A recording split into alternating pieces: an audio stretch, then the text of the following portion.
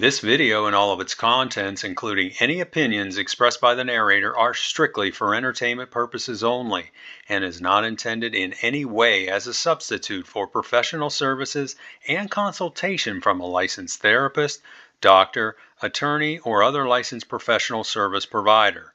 Each person must make their own life decisions, and those decisions are theirs. Welcome back to Find Your Alpha. I'm back this week with another great video, and you can see the title right on your screen. I found out my wife had a boy toy in New York City, so I blindsided her with divorce. Now let's get into this story. He starts off and he says, "Please note, I set up this account just for this post and don't plan to use it after. My wife and I were just 6 weeks shy of our silver anniversary when I discovered she had a multi-year affair with a 33-year-old bartender from New York City. I'm going to call my soon-to-be ex-wife Maddie. She's 48 and I'm 49, and we have one adult child, a son who's 24. I assumed we had a great marriage and thought Maddie was my best friend, someone I could trust with my life. We got along really well and never had any significant arguments. Sure, we had our minor disagreements along the way, but we always worked through them and never went to bed mad. In bed is where we really clicked, as we both are very adventurous and have extremely high libidos. We liked doing everything and kept our relationship fresh by going on dates, taking romantic vacations, and making time for bedroom fun. Believe it or not, we still did it in the car or in the outdoors when we had the opportunity. I know this sounds immature, but that's how much we enjoyed each other. I was very happy in our marriage and believe she was too. I'll now explain how I found out. Did I find a racy email or text between her and her paramour? No. Did I catch them in the act? No. I found out through her lover's ex-girlfriend, who I'll call Sarah. Sarah found me on LinkedIn and sent me an in-mail message asking to talk. When we spoke, I didn't know what to make of what she was telling me, and at first I thought it was some sort of prank that Maddie was playing on me. That was until Sarah sent me a series of pictures and a video of them in action. Then reality hit me. Seeing Maddie doing all the most intimate things with a strange guy shattered my soul. I'll never be able to get those images out of my head, nor will I ever be able to forgive her. To me, she has committed the most egregious marriage violation imaginable, from which there is no coming back. Now, for background on how the affair started. Maddie's corporate office is in New York City, and she travels there a couple times a year for meetings. Her company likes to have these meetings during the first part of the week, so she normally flies out Sunday afternoon and comes back Tuesday evening. This has been the routine ever since she's worked for this company. When there, she always stays at one of the hotels within walking distance of the office. It was at one such hotel where she met her boy toy, a guy 15 years her junior who worked as a bartender. Oh my gosh, what a stereotype. According to Sarah, her ex told her they just clicked and spontaneously hooked up one night 3 years ago. See how easy it happens, guys? After that, they continued these biannual hookups for 2 years until the affair ended last year. According to Sarah, he told her they were only together 5 times, and all the encounters occurred on Sunday evenings in Maddie's hotel room. He swore they never kissed, and he always wore a condom, and the OP says, yeah, right. And listen, OP, don't believe that for 1 minute. Sarah said she discovered the affair 6 months after it ended after finding the graphic messages and pictures on his old smartphone. She confronted him, he confessed, and she kicked him out. Now, how stupid can people be? I mean, first of all, they're cheating, which is just terrible, but then they're leaving all this stuff on their smartphone, pictures and messages. Come on, you're not that stupid. Not being able to afford a place of his own in Manhattan, he was forced to quit his bartending job and move back out on Long Island. I asked Sarah why she waited so long to contact me. She said she never had any intentions of telling me, but her new boyfriend convinced her to do it. According to her, he had been cheated on and loathes people who cheat. He told her she had to tell me, so that's why she did. I asked if she knew why the affair ended. She said her ex said Maddie eventually broke it off because she told him she loved me. What a mind F, he says. After learning all this, I took time to mourn and determine my next move. After giving it much thought, I've decided to divorce Maddie. That's the right thing to do, OP. While I still love her, I will never trust her again and will always think of her and the loser bartender. I've also decided not to confront her and plan just to blindside her with divorce papers.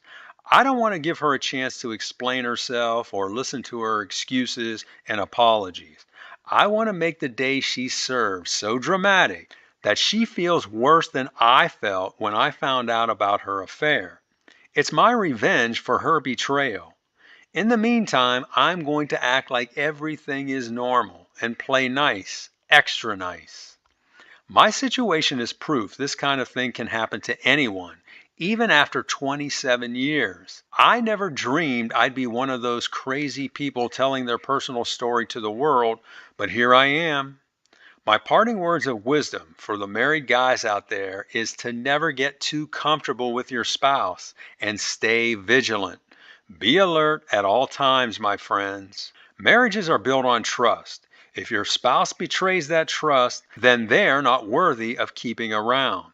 The day the divorce papers are ready, I plan to move my belongings into storage, then have her served at work.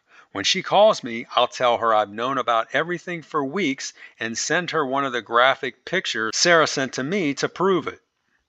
Every time she calls or texts me again after that, I'll send her another picture, then another.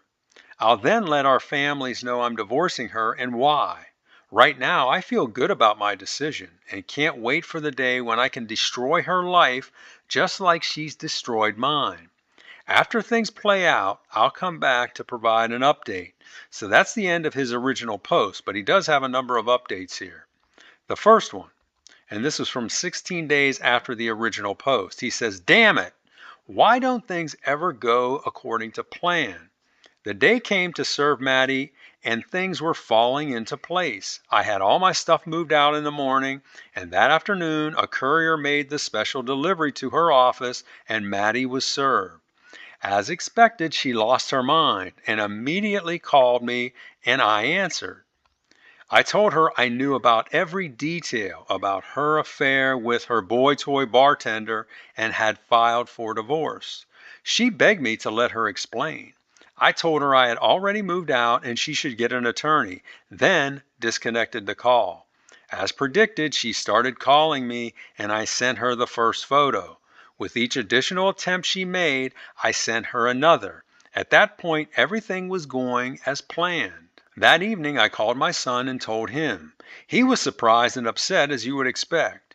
He asked me if there was any chance of working things out, and I told him no, not after what she had done. I told him, son, never stay with a cheater. That's good advice, OP.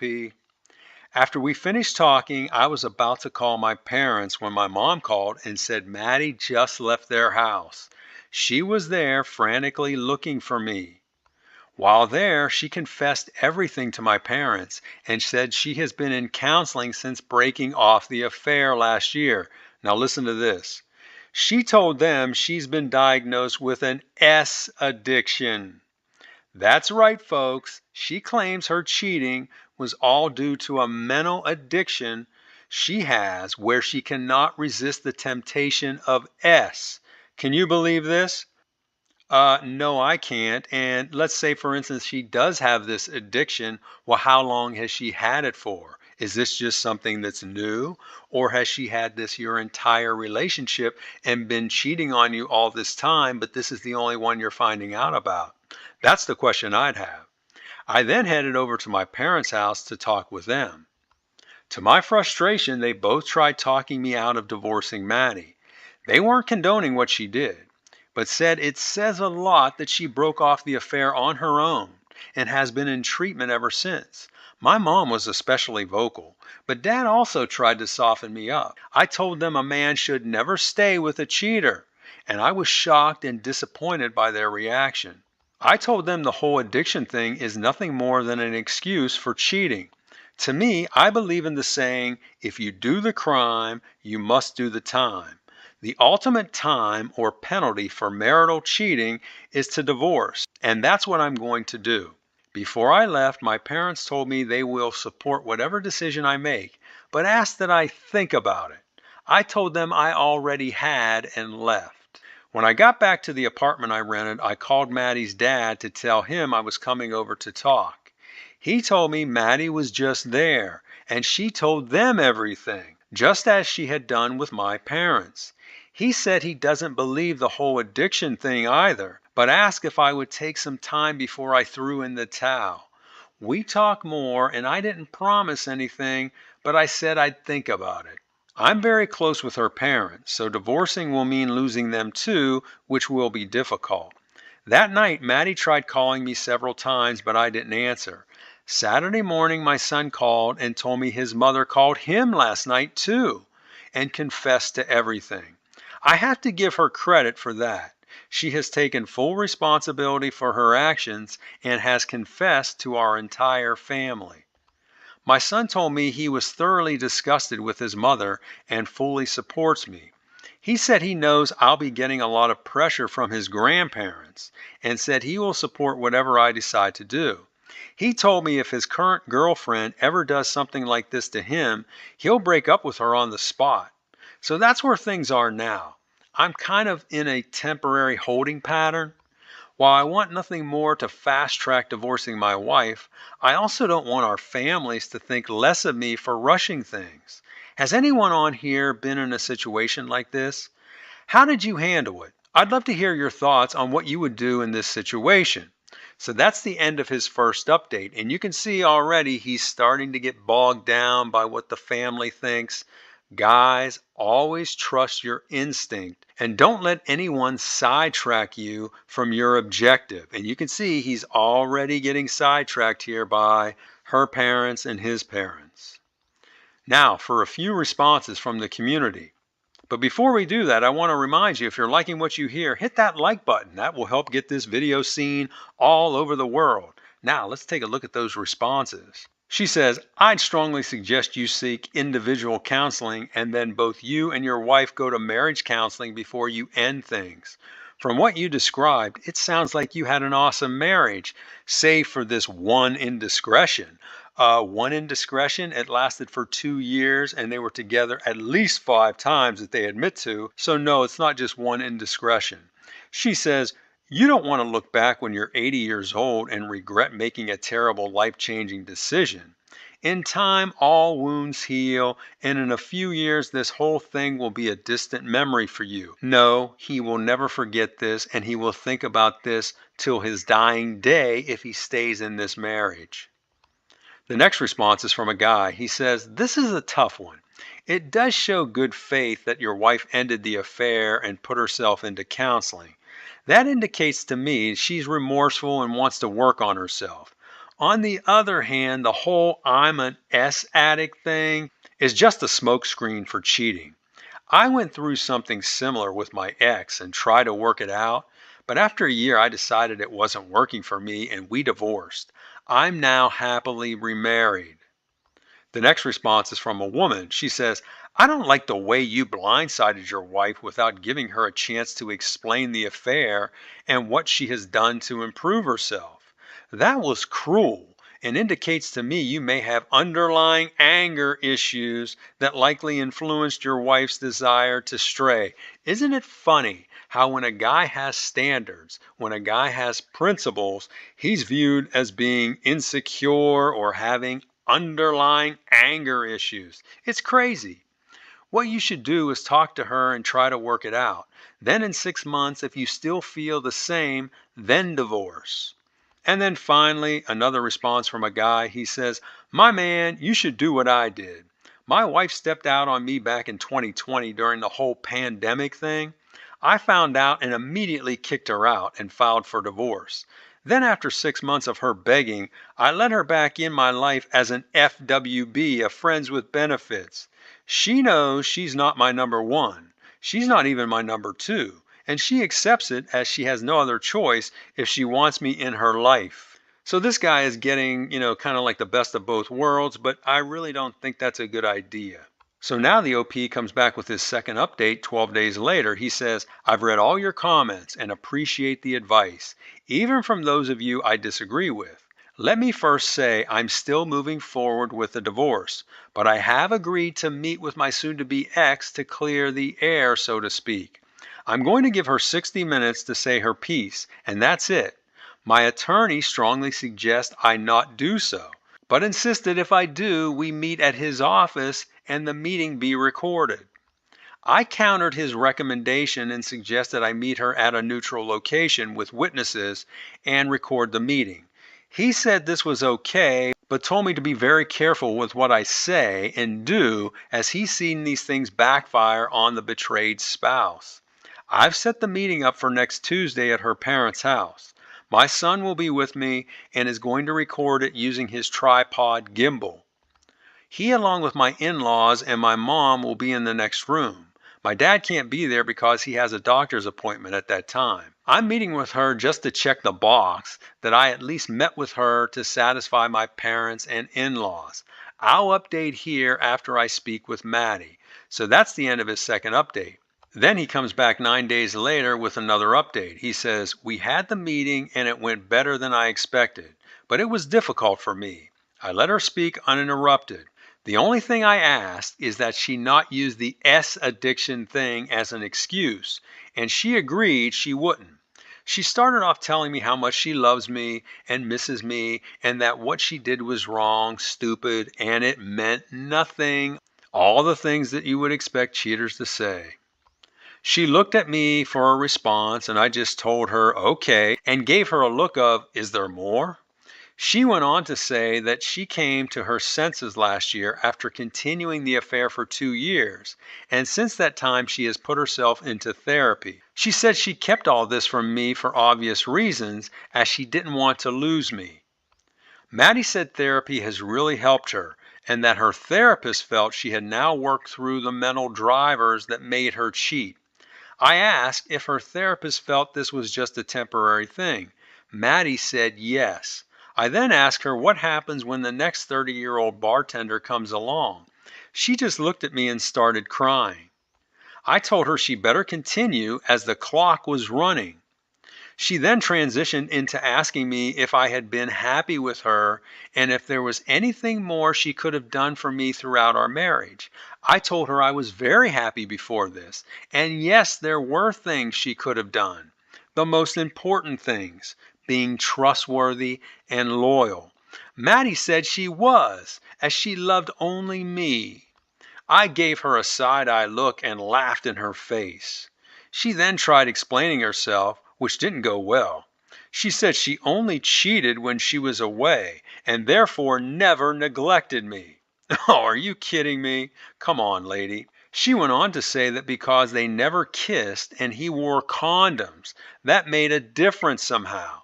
Now, mind you, she's sitting there telling me this like I'm supposed to be impressed or something. I asked her to listen to what she was saying, as she sounded completely ridiculous. She said she wasn't defending what she did, only trying to explain her rationale. I asked her why she'd do it if she was so happy. She said she was just taken away with the idea of a young, handsome guy being interested in her physically. She said even though I made her feel beautiful, she felt like she was no longer attractive. You see how the attention and validation comes into play here? Now, by this time, 45 minutes had passed, and I told her she had 15 minutes left to give me her elevator speech.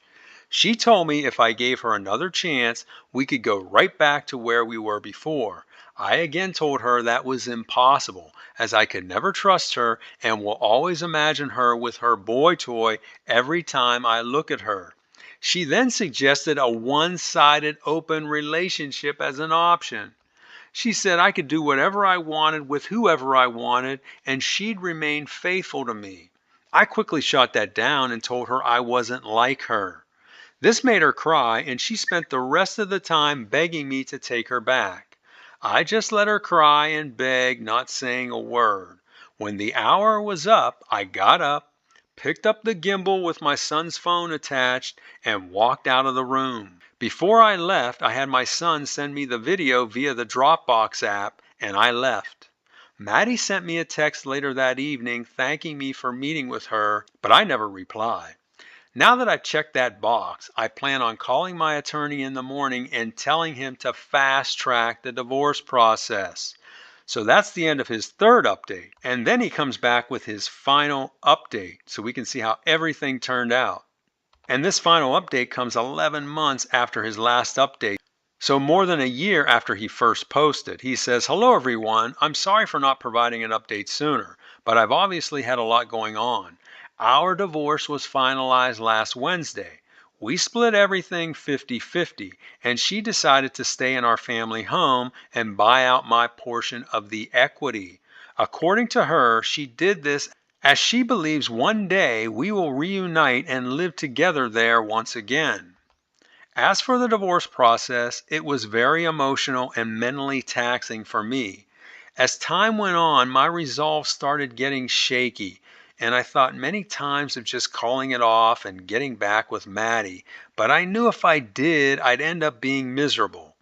Complicating matters further, when we went in for our first hearing, the judge ordered 60 days worth of counseling for us. 60 days! She told our attorneys that we had to complete the sessions before she'd hear the case. I asked my attorney if she had the authority to demand this, and he said she does and there wasn't much we could do about it. He cautioned me not to protest too loudly or file any type of challenge, stating doing so could work to my detriment, as the judge may hold this against me. So I suffered through 16 sessions. It was a painful and worthless process as far as I was concerned. Not so much with Maddie, but with the therapist.